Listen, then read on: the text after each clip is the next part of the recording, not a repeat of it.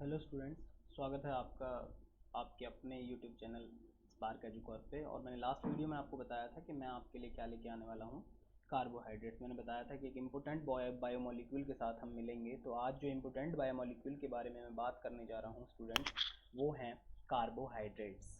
ठीक है, देखिए सबसे पहले हम ये जान लेते हैं कि कार्बोहाइड्रेट्स जो हैं वो हमें मिलते कहाँ से हैं। जैसे आप मेज़ या फिर बाजरा, ठीक है, और चावल, पटाटो, ठीक है, ये सारी चीज़ें आप लोग खाते हैं तो ये आपको प्रॉपर डाइट आपको कार्बोहाइड्रेट का प्रोवाइड करते हैं। ठीक है, अच्छा, तो कार्बोहाइड्रेट जो हैं, देखिए नाम से पता चल रहा है कि जिसमें कार्बन भी होगा, हाइड्रोजन भी होगा, ऑक्सीजन भी होगा। तो I mean to say that के ये जो हैं ये एक तरीके से कंपाउंड होते हैं इन तीनों कंपोनेंट्स के। ओके, तो चलिए स्टार्ट करते हैं हम कार्बोहाइड्रेट से, और आपको जानकारी देते हैं कि जो आपकी डेली लाइफ से भी जुड़ा हुआ है और जो केमिस्ट्री से भी जुड़ा हुआ है। तो हम अपनी डेली लाइफ में कार्बोहाइड्रेट्स को किन किन सोर्सों से ले सकते हैं, कैसे कार्बोहाइड्रेट हमारी बॉडी में काम करता है। और फर्स्ट ऑफ ऑल जो इम्पोर्टेंट बात मैं आपको बता रहा हूँ कि कम इसका जो केमिकल कंपोजिशन है, आई मीन जो केमिस्ट्री से रिलेटेड इसका एस्पेक्ट है वो क्या है। ठीक है स्टूडेंट्स, तो चलिए स्टार्ट करते हैं कार्बोहाइड्रेट्स। ठीक है बच्चों, देखिए कार्बोहाइड्रेट्स क्या होता है। कार्बोहाइड्रेट जो है वो ऑप्टिकली एक्टिव होगा। क्या होगा? Optically active. मैं आगे बढ़ने से पहले सबसे पहले आपको ये क्लियर कर देता हूँ कि ऑप्टिकली एक्टिव क्या है। ऑप्टिकली एक्टिव क्या होता है स्टूडेंट? जो प्लेन पोलराइज लाइट होगी, जो कंपाउंड ऑप्टिकली एक्टिव होंगे वो प्लेन पोलराइज लाइट के साथ क्या करना स्टार्ट कर देंगे? वो रोटेट करना स्टार्ट कर देंगे। क्या करना स्टार्ट कर देंगे? रोटेट करना स्टार्ट कर देंगे। ठीक है, अच्छा, ऑप्टिकली एक्टिव जो कंपाउंड है उसका ना आप दो तीन चीज़ें याद रख लीजिए कि एक तो जो ऑप्टिकली एक्टिव कंपाउंड होगा वो एसिमेट्रिक होगा। क्या होगा? एसिमेट्रिक। ठीक है स्टूडेंट्स, अच्छा, दूसरा सेकंड पॉइंट इनका है ये कायरल कार्बन होगा। क्या होगा? Chiral carbon. अब देखिए ये कुछ कंफ्यूजिंग शब्द हैं जिनकी कंफ्यूजन आज आपकी दूर होने वाली है, और फ्यूचर में कभी भी ये आपको कंफ्यूज नहीं करेंगे जो मैं आपको टॉपिक आज बताने वाला हूँ। ठीक है, तो कायरल कार्बन क्या है? देखो बच्चों, कार्बन, कायरल का मतलब है कि मैंने ये कार्बन ले लिया और इसके चारों तरफ जो डिफरेंट ग्रुप्स ऐड हैं, क्या ऐड है? डिफरेंट ग्रुप्स, तो इनको हम कायरल बोल देते हैं। मतलब कहने का जो ये कार्बन है ना, अब ये कायरल हो गया क्योंकि चारों तरफ डिफरेंट ग्रुप्स प्रेजेंट है। पहली बात। अच्छा, जो कायरल जो ऑप्टिकली एक्टिव होगा वो कायरल होगा। और एक और बात आपको याद रख लेनी है कि जो ऑप्टिकली एक्टिव होगा वो एसिमेट्रिक भी होगा। देखिए इसकी कोई सिमेट्री आपको नजर नहीं आ रही है इसलिए मैंने ऊपर लिख दिया एसिमेट्रिक। और ये अपनी जो मिरर इमेज बनाएगा, मिरर इमेज बनाएगा, ये क्या होते हैं कि नॉन सुपर इम्पॉसिबल होते हैं। क्या होते हैं? Non super impossible. तो समझ में आ गया आपको कार्बोहाइड्रेट्स का मैंने पहला शब्द आपको बहुत अच्छे ढंग से बताया है कि ऑप्टिकली एक्टिव कंपाउंड वो कंपाउंड होते हैं जो अपने नेचर में क्या होंगे? कायरल होंगे, एसिमेट्रिक होंगे, और क्या होंगे? Non super impossible to each other. Clear है स्टूडेंट? चलिए आगे चलते हैं। Optically active polyhydroxy aldehyde. Polyhydroxy aldehyde इसको इसलिए मैंने बोल दिया है क्योंकि इसमें OH ग्रुप होता है, CHO ग्रुप होता है। ठीक है, जब कार्बोहाइड्रेट का हम फर्दर क्लासिफिकेशन लेके चलते हैं तो उसमें क्या होंगे? दो लिंकेजेस आपकी प्रेजेंट होंगी, जैसे एल्डोसिस और कीटोसिस। हम बात कर लेते हैं एक बार छोटी सी, आपको बहुत अच्छे ढंग से क्लियर हो जाएगा। एक ग्लूकोज होता है आपका, ठीक है स्टूडेंट्स, ग्लूकोज, और एक होता है फ्रक्टोज। ठीक है जी, तो ग्लूकोज और फ्रक्टोज दोनों का फॉर्मूला सेम है, C6H12O6, C6H12O6। क्लियर है? अच्छा, लेकिन इन दोनों की ना लिंकेजेस अलग हैं। अब आप कहेंगे सर इनका जो फॉर्मूला है वो तो सेम है, तो हम कैसे पता लगाएंगे? ये बहुत इंपॉर्टेंट बात है कि हम कैसे पता लगाएंगे कि जो ग्लूकोज है उसमें कौन सी एल्डिहाइडिक लिंकेज है और जो ये फ्रक्टोज है इसमें कौन सी है कीटोनिक लिंकेज। तो दो टाइप की लिंकेजेस इनमें प्रेजेंट होती हैं, तो इसलिए हम इसको पॉलीहाइड्रोक्सी एल्डिहाइडिक कंपाउंड कह देते हैं। ठीक है, अच्छा, अब हम कार्बोहाइड्रेट्स की हाइड्रोलिसिस भी करते हैं कि I mean to say that, मैंने आपको बताया था लास्ट क्लासेस में, कई बार आपसे जिक्र कर चुका हूं कि हाइड्रोलिसिस क्या है। हाइड्रोलिसिस का मतलब ट्रीटमेंट ऑफ वाटर। तो जब कार्बोहाइड्रेट्स का ट्रीटमेंट अपने वाटर के साथ किया तो ये आपको इन यूनिटों को देंगे। इन यूनिट मतलब ये एल्डिहाइड को देगा, ठीक है, एल्डिहाइड देगा, और क्या देगा? ये कीटोनिक लिंकेज देगा। ठीक है, तो इसलिए हम उसको क्या बोल देंगे? कार्बोहाइड्रेट। तो आशा करता हूँ कि ये चीज़ आपको बहुत अच्छे ढंग से क्लियर हो गई होगी कि कार्बोहाइड्रेट्स क्या होते हैं। ये ऑप्टिकली एक्टिव कंपाउंड होते हैं। ठीक है, अच्छा, एक और हम शब्द यूज करते हैं कार्बोहाइड्रेट्स के लिए, सेक्राइड्स। देखिए सेक्राइड जो है, मैंने यहाँ पे एक नोट डाला हुआ है स्टूडेंट, लेटिन सेक्रम। तो ये एक लैटिन लैंग्वेज से लिया गया है सेक्रम। सेक्रम का मीनिंग होता है बच्चों शुगर, ठीक है। और शुगर इसलिए कह दिया है क्योंकि इसका जो टेस्ट है वो कैसा होता है, स्वीट होता है, इस वजह से इसको शुगर बोला जाता है। तो कार्बोहाइड्रेट का इंट्रोडक्शन बहुत अच्छे ढंग से आपने समझ लिया है, प्लीज़ इसको नोट कर लीजिएगा। और बहुत ही इंपॉर्टेंट है ये आपके एग्जाम के पॉइंट ऑफ व्यू से। और आपका जो डेली लाइफ का रूटीन होता है ना, उसमें भी हमें ये देख के चलना पड़ता है हम क्या खा रहे हैं, कि जो वो हम खाने वाली चीज़ें खा रहे हैं उनमें कंपोजिशन क्या है, उनमें केमिकल्स क्या हैं, वो हमारी बॉडी को कितना नुकसान पहुंचा सकते हैं, वो हमारी बॉडी को कितना फ़ायदा पहुंचा सकते हैं। तो जब आप इन सब से अवेयर होंगे तभी आप अपनी बॉडी को तंदुरुस्त रख सकते हैं, अपनी इम्यूनिटी को बढ़ा सकते हैं, ठीक है बच्चों। अच्छा, नेक्स्ट हम चलते हैं depending upon their behaviour towards hydrolysis. देखिए हाइड्रोलिसिस के बेस पर कार्बोहाइड्रेट्स जो होंगे स्टूडेंट्स, वो आपके तीन टाइप के होते हैं। एक तो होगा मोनोसेक्राइड, ठीक है, एक होगा ऑलीसेक्राइड, और एलिसेक्राइड के मैंने तीन सब टाइप बताए हैं, ठीक है। और एक होता है पॉलीसेक्राइड। क्या होगा, मोनो, ऑलिगो और polysaccharide. On the basis of hydrolysis, on the basis of hydrolysis carbohydrates are of three type. तो तीन टाइप के कार्बोहाइड्रेट्स के बारे में हम आज चर्चा करने वाले हैं, डिस्कशन करेंगे, बहुत अच्छे से डिस्कशन कर लेंगे और बहुत अच्छे ढंग से इनका स्ट्रक्चरल अरेंजमेंट भी हम पढ़ लेंगे, ठीक है स्टूडेंट। जब चलिए मोनोसेक्राइड्स के साथ देखिए, मोनोसेक्राइड्स क्या होते हैं, नाम से पता चल रहा है मोनो, मोनो मीनिंग बताया था वन, और सेक्राइड्स क्या है, शुगर। देखिए जब इनको आप वाटर में डिजोल्व करेंगे तो ये आपको कोई भी स्मॉलर मॉलिक्यूल्स नहीं देंगे, मतलब कहने का ये कोई भी सिंपलर मॉलिक्यूल, एक भी सिंपलर मॉलिक्यूल आपको ये नहीं देगा। और ये आगे फर्दर सब डिवाइडेड हो जाता है। अगर मोनोसेक्राइड के बारे में हम बात करें तो मोनोसेक्राइड फर्दर सब डिवाइड, मतलब सब डिवीजन बना देगा। कौन कौन से, एक इसका होगा टेट्रोसिस, ठीक है, एक इसमें पेंटोसिस और एक हेक्सोसिस। Clear student. अच्छा, तो ये होमोपॉलीसेक्राइड्स भी इनको कहा जाता है। होमोपॉलीसेक्राइड्स हम इसलिए बोल देते हैं, देखिए होमो मीनिंग होता है सेम, मतलब सिमिलर। तो जिसमें जो सेक्राइड्स हैं, जो पॉलीसेक्राइड्स हैं, जो सेम हो, जैसे टेट्रोसिस, पेंटोसिस एंड हेक्सोसिस, उनको हम मोनोसेक्राइड्स बोलते हैं, ठीक है।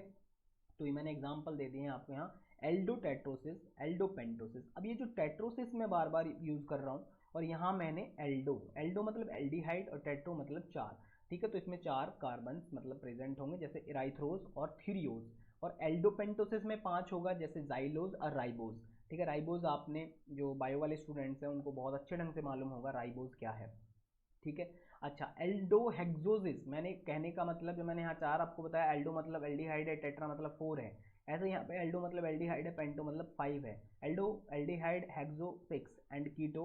इसमें क्या होगा, मैंने बताया अभी जब हमने पहला आपको इंट्रोडक्शन दिया था उसमें बताया था ग्लूकोज और फ्रक्टोज। तो फ्रक्टोज में कौन सा लिंकेज पाया जाता है, कीटोनिक लिंकेज, तो इसमें कीटोहेक्सोसिस प्रेजेंट होता है। एक और बात आपको बता देता हूँ, छोटी सी ट्रिक है कि जिस भी कंपाउंड के पीछे ओज लगेगा स्टूडेंट्स, क्या लगेगा, ओज, देखिए सभी के पीछे ओज लगा हुआ है, तो वो क्या होगा, वो शुगर होगा। जैसे हम देखते हैं कि मिल्क जो है, मिल्क में कौन सा शुगर होता है, मिल्क में लैक्टोज होता है। क्या होता है बच्चों, लैक्टोज। तो पीछे ओज आ रहा है तो इट मीन्स ये शुगर है, ठीक है। अच्छा, माल्ट जो होता है, माल्ट, उसमें क्या होता है, उसमें माल्टोज होता है, तो इट मीन्स वो भी शुगर है, ठीक है। अच्छा, जैसे आपका शुगर जो हमारा टेबल शुगर होता है उसको क्या बोल देते हैं, उसको सुक्रोज। क्या बोलते हैं स्टूडेंट, सुक्रोज। देखो ओज आ रहा है, सभी के पीछे ओज आ रहा है, तो इट मीन्स ये कार्बोहाइड्रेट है। बहुत अच्छी ट्रिक है, याद रख लीजिएगा आप। अच्छा, अगर किसी के पीछे एज आए, आप कंफ्यूज हो सकते हैं कि सर एक दो के पीछे तो एज भी आता है, जैसे हम सपोज करो माल्टोज, तो एक होता है माल्टेज। अब कैसे पता चलाएंगे कि भाई ये तो एज है और पीछे इसके ओज है। तो देखो बहुत सिंपल है, जो ओज है वो शुगर है और जो एज है वो एंजाइम है। क्लियर है, ये बात याद रख लीजिए कि जिसके पास ओज है वो शुगर है और जो एज है वो एंजाइम है। चलिए नेक्स्ट चलते हैं, ऑल नेचुरली अकरिंग मोनोसेक्राइड्स। जितने भी नेचुरली मोनोसेक्राइड होंगे, ध्यान देना, बहुत अच्छी बात बताने जा रहा हूँ आपको, कि जितने भी मोनोसेक्राइड्स होंगे वो सारे डी सीरीज में होंगे। कहने का मतलब दो टाइप की सीरीज होती है, एक एल सीरीज होती है स्टूडेंट्स और एक आपकी डी सीरीज होती है, ठीक है। तो एल सीरीज को लिबो रोटेटरी बोलते हैं और डी को बोल देते हैं डेक्स्ट्रो रोटेटरी। तो हमने पहले बात की थी ऑप्टिकल एक्टिव कंपाउंड की, तो जो एंटी क्लॉकवाइज जाएगा वो लेबो रोटेटरी होगा, जो क्लॉकवाइज जाएगा वो डेक्स्ट्रो रोटेटरी होगा। तो ऐसे ऐसे रोटेशन, जिसको मीटर रोटेशन कहते हैं। तो नेक्स्ट क्लास में आपको इसके रोटेशंस भी मैं समझाऊंगा, तो प्लीज़ वीडियो को आप शेयर भी करते रहिएगा और मेरे साथ जुड़े रहिएगा वीडियोस में। जितनी भी नेक्स्ट वीडियो आपको आएंगी बहुत ज़्यादा यूज़फुल होंगी आपके एग्जाम के एंट्रेंस के पॉइंट ऑफ व्यू से, ठीक है। अच्छा, मोनोसेक्राइड का मैंने यहाँ पे 3 एग्जाम्पल दिया है आपको। एक तो ग्लूकोज है, ठीक है, एक ग्लूकोज है, एक फ्रक्टोज है और एक गैलेक्टोज है। लेकिन इसमें ये बात आपको याद रख लेनी है कि जो फ्रक्टोज है ना, फ्रक्टोज यहाँ पे 5 मेंबर्ड रिंग है। पेंटोज है, देखिए यहाँ पे मैंने एग्जाम्पल भी लिखा था कि जो ये फ्रक्टोज है ये क्या होगा, ये 5 मेंबर्ड रिंग शो कर रहा है, और ये क्या कर रहा है, ये आपका 6 मेंबर्ड रिंग शो कर रहा है, ठीक है स्टूडेंट्स। अच्छा, नेक्स्ट चलते हैं हम ओलिगोसैक्राइड्स। देखिए ओलिगोसैक्राइड्स क्या है, नाम से इसमें है ओलिगो, ओलिगो मीन्स डेफिनेट, ठीक है। तो जब आप इनको हाइड्रोलिसिस करेंगे, ओलिगोसैक्राइड्स को हाइड्रोलिसिस करेंगे तो ये आपको डेफिनेट नंबर में मोनोसैक्राइड्स देगा। क्या देगा, मोनोसैक्राइड डेफिनेट नंबर में, ठीक है। On the hydrolysis of oligosaccharide they generally give 2 और 9 मोनोसैक्राइड्स, ओके। सेम और डिफरेंट भी हो सकते हैं, तो जो 2 या उससे ज़्यादा तो वो सेम और डिफरेंट भी हो सकते हैं। अच्छा, जो डाइसैक्राइड होगा, एक ट्राइसैक्राइड होगा, एक टेट्रासैक्राइड होगा। जो डाइसैक्राइड होगा ना, वो 2 मॉलिक्यूल देगा, नाम से पता चल रहा है डाई। देखिए डाई सैक्राइड, ये ट्रिक है बहुत अच्छी।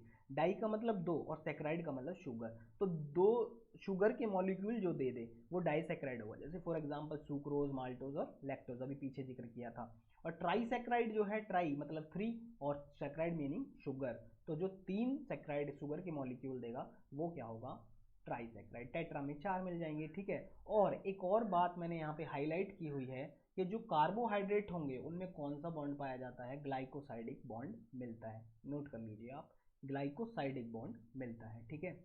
कई बार एंट्रेंस लेवल का जो क्वेश्चन है उसमें बॉन्ड के बारे में बहुत बार डिस्कशन किया गया है, कि जैसे आपका फॉस्फोडाइएस्टर बॉन्ड है, पेप्टाइड बॉन्ड है। पिछली क्लास में मैंने आपको प्रोटीन बताया था, तो प्रोटीन में मैंने पेप्टाइड बॉन्ड के बारे में डिस्कशन किया था, ठीक है। तो प्रोटीन में पेप्टाइड बॉन्ड होता है और जो कार्बोहाइड्रेट्स होते हैं उनमें ग्लाइकोसाइडिक बॉन्ड हो जाएगा, ठीक है। अच्छा, सुक्रोज जो है, जो हमारा टेबल शुगर है, जो हम घर में शुगर यूज़ करते हैं, चीनी यूज़ करते हैं, शक्कर यूज़ करते हैं, वो हमारा सुक्रोज है। और ये हमें मोस्टली प्लांट्स में मिल जाएगा, ठीक है। आप प्लांट्स जैसे फॉर एग्जांपल केन शुगर ले लीजिएगा, ठीक है। तो केन शुगर जो है, केन शुगर का तो प्लांट होता है, गन्ना आप लोग सभी खाते हैं, जूस भी पीते हैं गन्ने का, है ना। तो वो आपको क्या प्रोवाइड करता है, सुक्रोज प्रोवाइड करता है। और जो सुक्रोज होगा वो 2 का मिक्सचर हो जाता है, एक ग्लूकोज और एक फ्रक्टोज। जब इनकी हाइड्रोलिसिस करेंगे आप, इसकी सुक्रोज की हाइड्रोलिसिस करेंगे तो आपको ये ग्लूकोज और फ्रक्टोज मिलेंगे। यहाँ मैंने ट्राइसैक्राइड का स्ट्रक्चर दिखाया, रेफिनोज।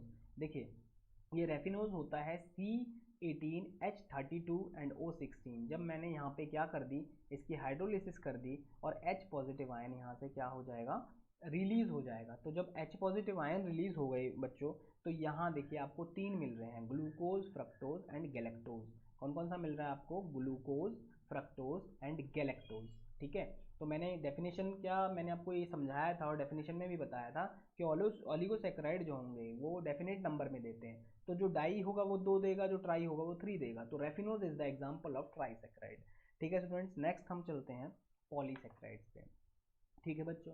पॉलीसैक्राइड, देखिए पॉलीसैक्राइड क्या होगा, जो आपको शुगर के मॉलिक्यूल, मेरे कहने का मतलब जो मोनोसैक्राइड, जो स्मॉलर मॉलिक्यूल हाइड्रोलिसिस पे मिलेंगे पॉलीसैक्राइड में, वो क्या होंगे, वो इनफाइनाइट नंबर में होंगे, उनका कोई डेफिनेट नंबर नहीं होगा। क्योंकि ओलिगोसैक्राइड ने डेफिनेट दे दिया था, बट पॉलीसैक्राइड जो है वो इनफाइनाइट नंबर में बात करेगा, ठीक है।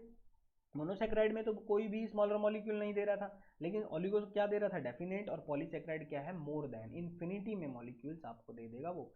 तो फॉर एग्जांपल जैसे स्टूडेंट्स एक स्टार्च है, सेल्यूलोज है और ग्लाइकोजन है, ठीक है। स्टार्च, सेल्यूलोज एंड ग्लाइकोजन, तो इनके बहुत ज़्यादा बायोलॉजिकल आस्पेक्ट हैं हमारी बॉडी के अंदर, ठीक है। बट हमें केमिस्ट्री के पॉइंट ऑफ व्यू से पढ़ना है, तो इसलिए हम इसको आपको केमिस्ट्री के नज़रिए से ही डिफाइन कर रहे हैं, ठीक है। तो स्टार्च, इसका मैंने एग्जांपल ले लिया है, स्टार्च C6H10O5, ठीक है। ये नंबर ऑफ मॉलिक्यूल्स में लगाए हैं। It is the polymer of alpha glucose and a major reserve food in plant. तो स्टार्च जो होता है वो मक्का जो होती है ना आपकी, चावल होता है, गेहूं होता है, आलू होता है, इसमें बहुत अधिक मात्रा में स्टार्च पाया जाता है, बहुत अधिक मात्रा में, ठीक है।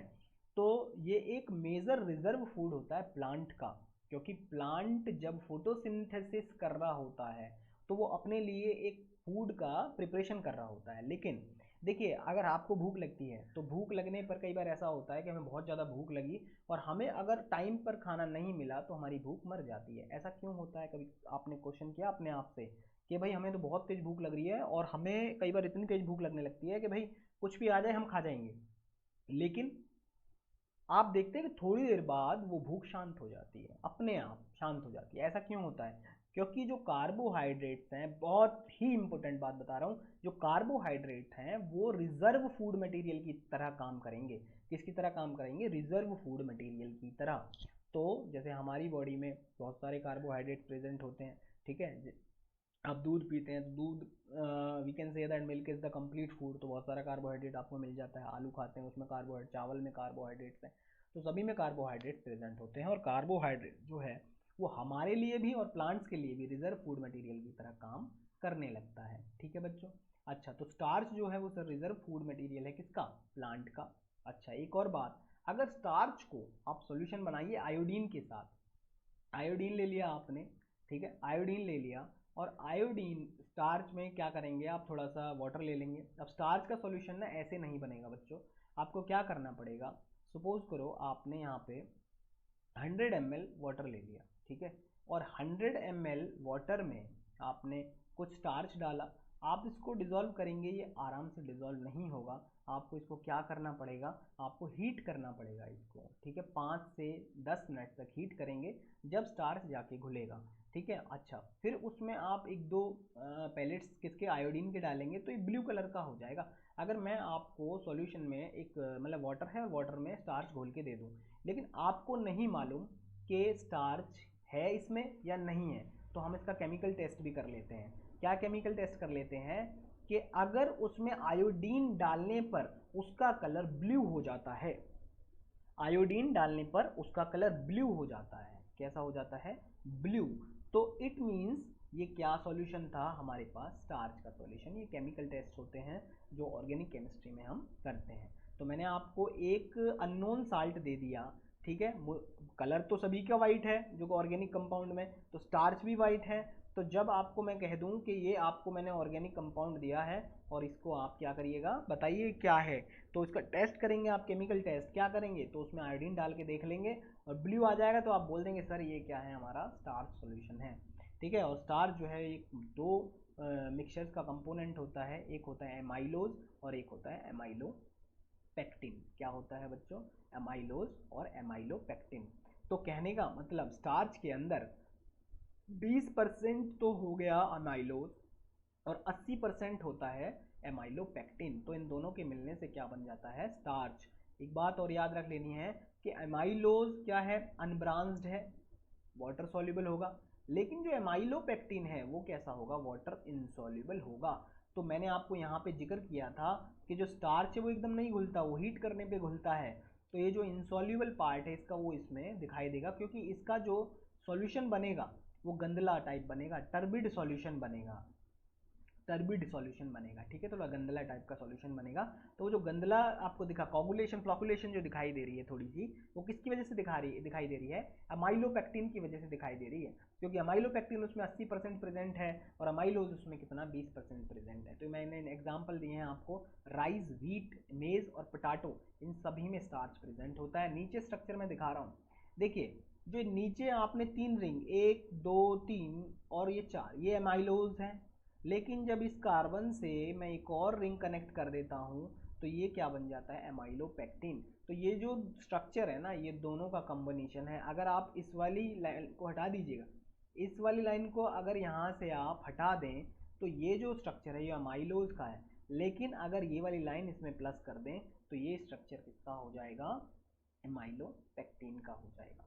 ठीक है स्टूडेंट्स, कार्बोहाइड्रेट्स के बहुत सारे फंक्शंस हमारी बॉडी में होते हैं। ये डीएनए के कांस्टेंट की तरह काम करता है, ये रिजर्व फूड मटेरियल की तरह काम हमारी बॉडी के लिए करता है। तो वीडियो आपको कैसी लगी बच्चों? प्लीज़ इस वीडियो को शेयर कीजिएगा, लाइक कीजिएगा और सब्सक्राइब भी कर लें हमारे चैनल को, जो आपको हम टाइम टू टाइम अच्छी वीडियोस प्रोवाइड करते रहें। और नेक्स्ट वीडियो में मैं आपके लिए लेके आऊँगा classification of carbohydrates and function of carbohydrates.